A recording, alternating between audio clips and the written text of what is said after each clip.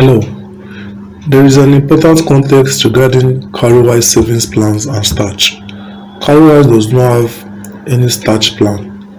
What they have is the savings and the Stash. So you have a locked savings plan, probably your regular savings, life goals, circles. All of these plans cannot be broken. They cannot be cancelled or withdrawn early before their set maturity date. The reason being that is Cowrywise strictly enforces this to maintain financial discipline. That is for your savings plans.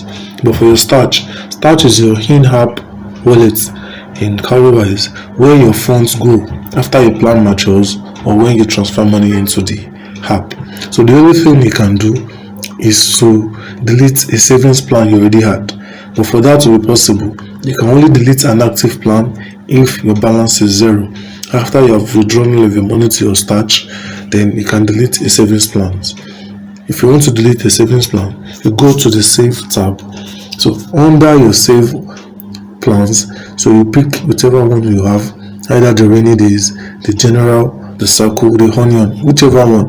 Then you tap on it and you see three dots at the top right corner. Then you select the delete plan.